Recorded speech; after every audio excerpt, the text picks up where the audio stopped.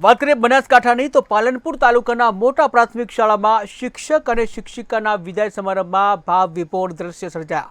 જ્યાં શિક્ષક અને શિક્ષિકાના વિદાય સમારંભને લઈને સૌ કોઈની આંખોમાં આંસુ સરી પડ્યા। ત્યારે ભારે હૈયે બાળકોએ અન્ય શિક્ષક સાથે વર્ષો સુધી શાળામાં નોકરી કરનાર શિક્ષક અને શિક્ષિકાની જે ભવ્ય विदाई समारंभ योजવામાં આવ્યો હતો। विदाई કરવામાં આવી कि जब शिक्षक कभी साधारण नहीं होता, प्रलय निर्माण उसकी गोद में पलते हैं आ कहेवत सार्थक કરી રહી છે। ત્યારે મોટા ગામે પ્રાથમિક શાળામાં જે નોકરી કરતા હતા શિક્ષક અને શિક્ષિકા કે જેઓને શાળામાં નોકરી દરમિયાન બાળકોને જ્ઞાનની સાથે સાથે સંસ્કારના પાઠ પણ શીખવી અનેક ઉત્તમ કામગીરી કરી જ્યારે આજે વિદાય લેવાનો સમય આવ્યો ત્યારે સૌ કોઈ ભાવ વિભોર બન્યા હતા। જ્યાં એક શિક્ષક અને એક શિક્ષિકાનું જીવન જેને વિદાય આપતા સૌ કોઈની આંખોમાં આંસુ જોવા મળ્યા।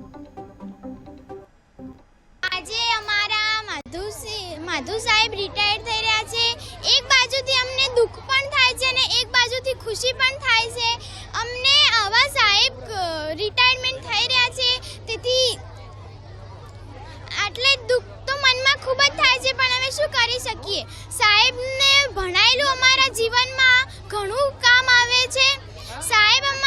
સાહેબની જે યાદો છે અમારા જીવનમાં રહેશે। આજે અમારી મોટા પ્રાથમિક શાળા નંબર 1 ની અંદર અમારા વડીલ શિક્ષક શ્રી માધુભાઈ પરમાર સાહેબ તેમજ મિનળદેવી ગૌસ્વામીનું આજે વય નિવૃત્તિના સન્માન સમારોહની અંદર અમારી શાળામાં જે યોજાયું છે બહુ ભવ્ય કાર્યક્રમની અંદર એમનું વય નિવૃત્તિનું સન્માન સમારંભ યોજાયો છે। તેમાં આ સાહેબ વિશે અમે વાત કરીએ તો જે માધુભાઈ સાહેબ છે એમને પોતાના 39 વર્ષ સુધી એમને પોતાની ફરજ અદા કરી અને એ ફરજની અંદર એમને એવું શિક્ષણ કાર્ય કર્યું છે કે કર્મ એ જ ધર્મ અને એ યુક્તિને સાર્થક નિવાડી છે અને એમણે પોતાના કર્મને જ પોતાનો ધર્મ બનાવ્યો છે અને શાળાના બાળકો, શાળાના સ્ટાફને, શાળાના આચાર્યને બધાને પોતાની બહુ સારી રીતે પોતાની શિક્ષણ નીતિ પ્રત્યે એમને બહુ જ પ્રેમ અને આદર સત્કારથી બધાને બહુ પ્રેમથી રાખે છે। અમને તો બધાને બહુ દુઃખ થાય છે કે અમારે એક શાળામાં વડીલ શિક્ષક કહેવાય છે ને કે વડીલો જ્યારે જ્યાં નથી હોતા ત્યાં આપણને ખોટ પડે છે। શિક્ષક તરીકેની કારકિર્દી પૂરી કરી અને વય નિવૃત્ત થતાં આજે મોટા પ્રાથમિક શાળામાંથી મને એટલે કે માધુસિંહ સબળસિંહ પરમારને વય નિવૃત્તિના સન્માન અને વિદાય કાર્યક્રમ રાખેલ હતો।